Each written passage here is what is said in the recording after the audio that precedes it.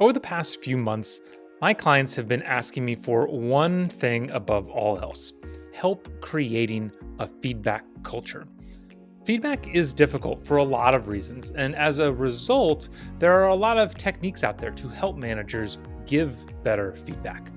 And these techniques might be great, but in my opinion, they're all missing one key component to giving effective feedback, and that is what I want to talk about today. If this is your first time with the Leadership Launchpad, welcome. My name is Matt Jertson. I'm the founder of Better Everyday Studios, a company devoted to helping great engineers become great managers. Before that, I was an instructor pilot in the US Air Force, the head of training and development at SpaceX. And so I've spent a lot of time seeing amazing technical people get promoted into a people leader role for the first time and struggle. And one of the biggest things that they struggle with is feedback, and that makes sense. So today, what I want to do is I want to briefly talk about why feedback is so difficult, then why there are so many techniques out there to help, then what the one thing that is missing from a lot of those techniques. So, feedback is difficult for a lot of reasons, but I think especially for new managers, it is tough because we kind of build it up into something a lot bigger than it needs to be in our heads. We, want to say, we see something, we want to say something, but we also want to be liked, we want to fit in, we don't want to disrupt our relationships. And so we think we're being kind and we don't say anything because we're not quite sure what to say. And I think a lot about the metaphor of a pressure relief valve with this, right? Where when it's whether it's feedback or anything in your life like this, where you're trying to tell somebody something that you want to change their behavior, the earlier you open up that relief valve, the better. If the relief valve is set really low and you just say, "Hey, I just noticed this thing that you could change," it's really easy and it's not a big deal. But if the relief valve is set a little bit higher, that pressure builds and builds. And before you know it, hey, I need to put you on a PIP. And you've never talked to them before. Or worse yet, ooh, we're thinking about exiting you and you've never told them what's going on. That's really bad. And so, to help managers kind of reduce the size of the feedback they give, make it easier to give everyday feedback, a lot of techniques give kind of a simple checklist for how to deliver real time feedback. SBI is an example of that, which stands for Situation, Behavior, Impact. And so, it might sound something like this. You approach a person in your team and you say, "Hey, yesterday when you were leading that project update meeting, you did a really great job of making sure all the questions got answered. It helped make sure everybody was on the same page." Now, that's an example of using SBI in a positive sense, where there was a situation that you described, the meeting yesterday, the behavior that you want to comment on, them making sure they asked for all the questions or answered all the questions, and the impact that that behavior had of making sure everyone was on the same page. Another example is an acronym of COIN for giving good feedback, which stands for context, observation, impact, and next steps. And it might sound something like this.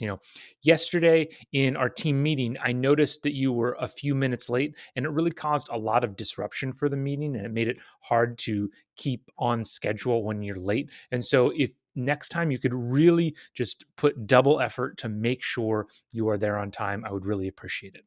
Right. So, it's just a simple path of walking through context, observation, impact, next steps. All of these things are great. All of these different techniques are really great. I think they really help individuals, make things actionable. And it's not just the idea of giving feedback; it's giving feedback in a clear and concise way, so that you can give it in a more real time format that's just faster and actionable, and makes it more likely that the person on the other side is going to hear what you're saying, understand it, and then act on it. But like I said, as good and as helpful as all these techniques are, I think they're missing a really key part of the puzzle. And I picked this up from the last organization that I worked at, where I actually worked for Travis Kalanick.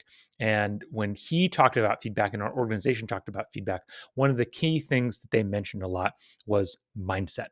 Because if you think about it, what often happens when we talk about feedback, let's say a person comes to HR and they say, "Hey, I'm having trouble with this employee. I really need your help."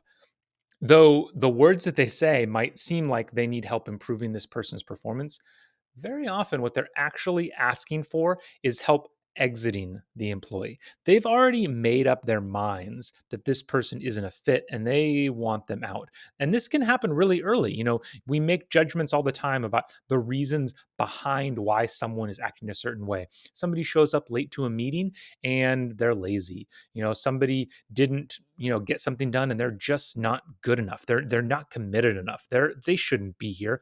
We make all these assumptions, which now, one thing that all of those, a lot of those techniques for feedback have in common is that they focus on the behavior so that you try to strip out a lot of those assumptions.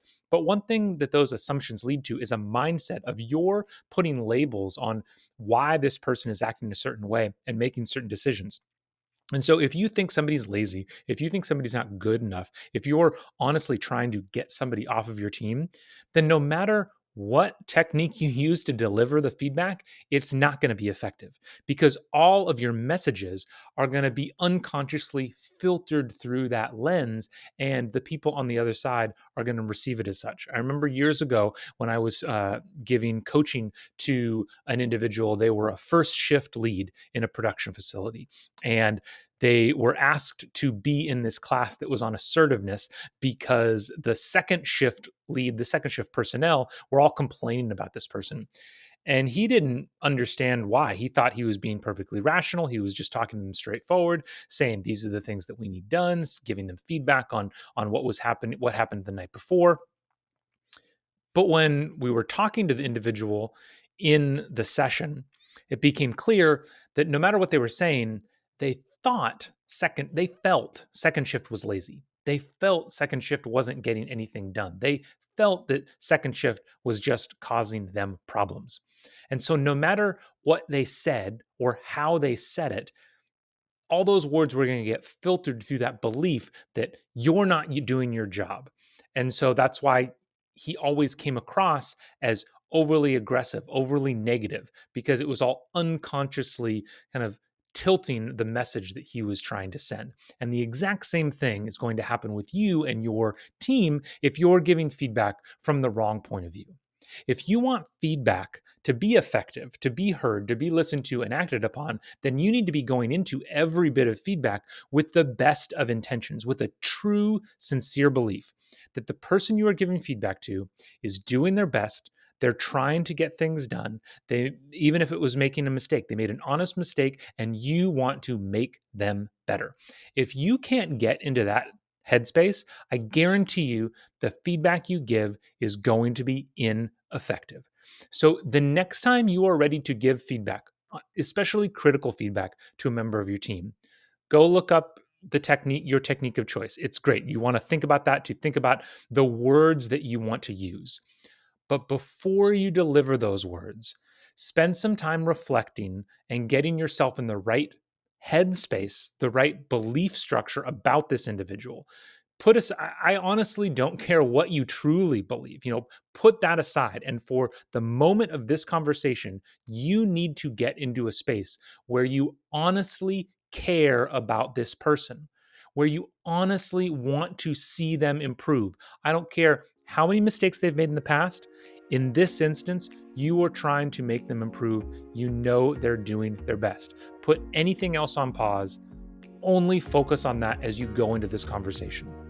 And from that mindset, deliver your message, and I guarantee you it's going to be more effective. I know this isn't easy. It might be simple. It's not easy. That is why management is hard. That is why we have to practice. Super simple setup. I hope you found this helpful. If you did, make sure you subscribe so that you never miss a future episode. And I will see you next time on the Leadership Launchpad.